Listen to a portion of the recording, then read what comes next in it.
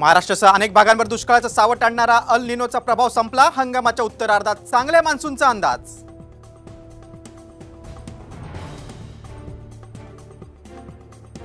सोलापूर शहरात जोरदार पावसाने बळीराजा सुखावला, तर खरीप पिकांना पावसाचा फायदा होणार।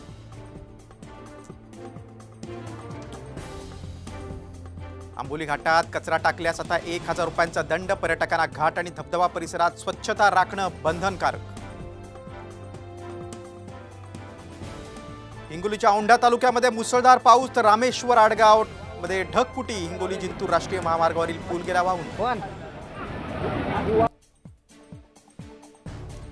पौष्टिक बदामाचं फुटपाथवर पॅकिंग। नवी मुंबईतल्या एपीएमसीत अनधिकृत कारखाने। सोशल मीडियावर व्हिडिओ व्हायरल।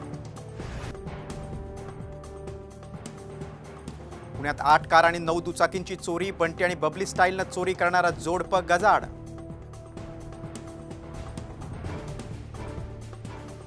कोल्हापूरचं ग्रामदैवत कपिलेश्वर मंदिरात चोरी। शिवलिंगावरचं तांब्याचं अभिषेक पात्र, पूजेचं साहित्य आणि मंदिरातील मारुतीच्या मूर्तीवरचं चांदीचा मुखवटा लंपास। यवतमाळमध्ये तलाठ्याला वाळू माफियांकडून मारहाण। दिग्रजच्या गांधीनगरमध्ये वाळू माफियांची दादागिरी। मारहाण करतानाचा व्हिडिओ व्हायरल।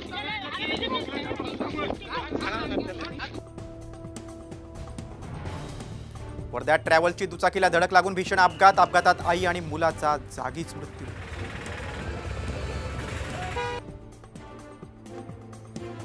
नालासोपाऱ्यात तलावात पोहायला गेलेल्या 2 जणांचा बुडून मृत्यू। 3 अल्पवयीन बेपत्ता।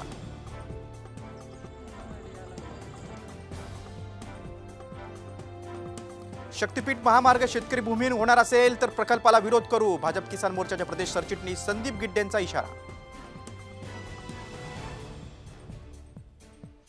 नंदुरबारमध्ये वासुदेवाचं पात्र साकारून सर्व विद्यार्थ्यांचं अनोखं स्वागत। शाळेत येताच विद्यार्थ्यांचं औक्षण।